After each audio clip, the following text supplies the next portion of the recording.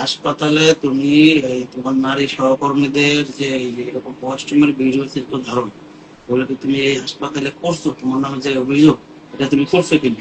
এই কলমটা তোমার কিনা? করছো এই অভিযোগ, এইটা করছো তুমি? আচ্ছা, তুমি কোন কোন কোথায় কোথায় তুমি এই কাজগুলো করছো? হাসপাতালের কোন কোন স্পর্শকাতর জায়গায় তুমি এগুলো করছো? মানে ড্রেসিং রুম বা ওয়াশরুম কোথায় কোথায় করছো? ওয়াশরুম আর ওটির ওয়াশরুম ওটি রুম এগুলো যা ওটি রুম মানে ওটি রুমে কোন জায়গাটা? Changing room. Changing room. আচ্ছা, তুমি এই যে স্যার যেটা বললেন যে 23 তারিখ এটার একটা ভিডিও ফুটেজও আছে, তুমি তার সাথে ওয়াশরুমের ব্যাপারটা দিয়ে করো আর দস্তাবেজের ব্যাপারও তুমি ক্যামেরাও জব্দ করা হয়েছে। তো এই ওই দিন তাহলে তুই ওয়াশরুমের ক্যামেরা কিভাবে মিস করছো? তুমি আগে রেখে আসছিলে? স্যার ওটা আমাদের ব্যান স্যার, মানে ওই দিন কিভাবে ব্যাপার এটা ওই দিন তোমার তুমি দাও না, শোনা যাচ্ছে না। জোরে বলো।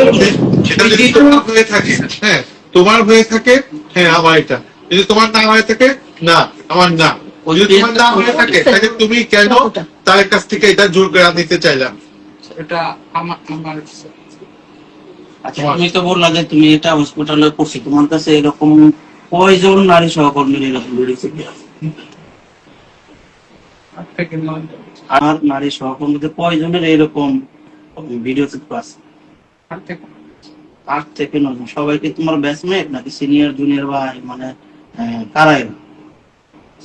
এরা কি সবাই তোমার সহকর্মী নাকি স্টাফ নাকি সিনিয়র টিচার? এখানে কে কে আছে? সবাই সহকর্মী, তোমার ইন্টার্ন ব্যাচমেট সবাই। এই 10 জনের কি 5%? T6 এর কেউ নেই? T6 এর কেউ নেই?